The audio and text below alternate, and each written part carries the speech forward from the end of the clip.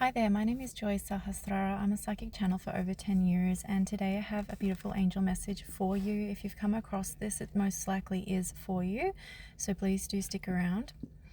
So, what I was hearing is that you need to understand that you are very rare and unique. You, as an individual, you have a very unique frequency, and that frequency, and I'm seeing an image here too that I'll explain in a minute. That frequency, basically, imagine someone else standing in front of you and their aura, their energy field, a bubble shape around them.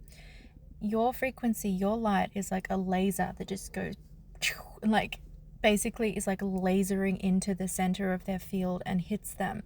And it hits people in a way where it can actually rewrite them from the inside out. That's why it's so like precision and potent.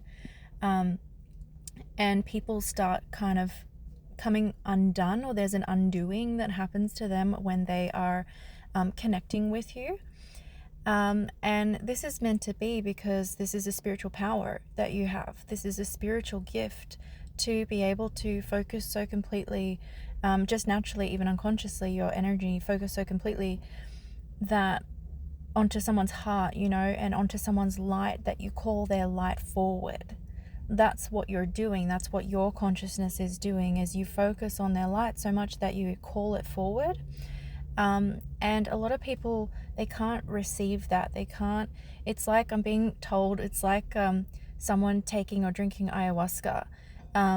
They like, there's a part, if you've ever done ayahuasca ceremony, where you first drink the medicine and you throw up. Most people throw up.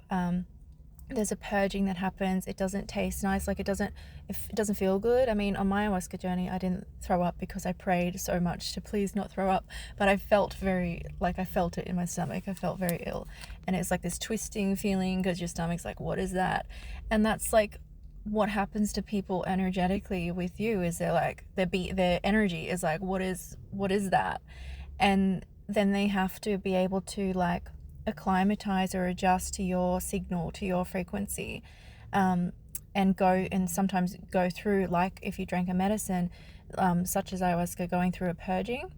And yeah, unless somebody is, what I'm being told and shown is, unless that person is already adept at alchemy and adept at healing themselves quite well, they're not going to be able to meet with that very well, and they're going to have a lot of resistance to the experience of you.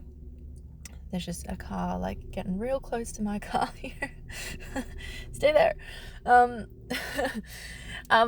Yeah, so in order to be able to stay connected with you, to receive you, to not like have a volatile, a revolting, like a revolt, taken aback from you, that person who's experiencing you, they need to be able to already be someone that's done like ayahuasca, and not actually ayahuasca, but done the work, like is an experienced self-healer.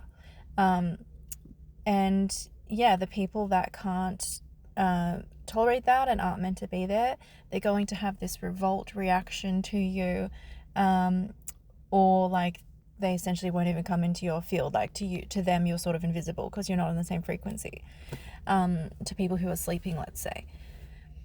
But yeah, so the message from the angels that I hear really clearly is like, not to worry if people have reactions towards you that seem like unfair, unjust, like unruly, almost make no sense, sometimes to the point of not even making sense, because people are just reacting to your light and they're getting triggered by their own stuff. So essentially they're projecting, and they're sort of, when someone is unhealthy in their consciousness and they haven't done the work, they are not holding themselves accountable to when their consciousness projects. We all project from holding trauma in our body and getting triggered by this person or that person. It happens to all of us. But if you're a skilled self-healer, you can see that before it like vomits out on somebody else. You take ownership, you apologize if that does happen, and you do the work to like unweave that. And you can be interacting with people in your life who aren't right for you if they're not able to do that in the same way that you do.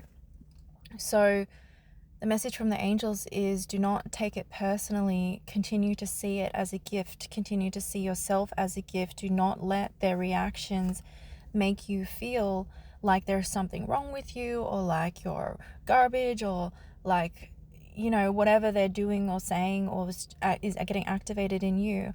And instead also, that can be an opportunity for you to bring more love into those parts that feel triggered by someone else's reaction to you.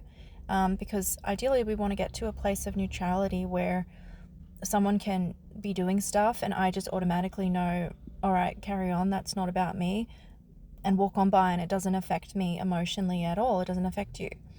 That's when you are in those places, those parts of you are not struggling with that old inner child wound that you might still be carrying, and that person is manifested as a helpful reflection for you to heal. So remember who you are is like the core message here. And maybe you're experiencing in your reality right now some of this going on in your relationships or your work or like wherever, or maybe all your life. You can look at your experience, but the core message, if you want to run it down to one thing, is remember who you are. It's only important that you remember who you are. Okay, if you would like a one-on-one detailed personal channel reading from your angels and spirit guides, which can be so helpful to dissolve blocks in the way of your highest manifestations and goals, to get direct guidance tailored to you, do message me on TikTok or on Instagram. On both of those, I am at thejoysahasrara. And thank you for watching.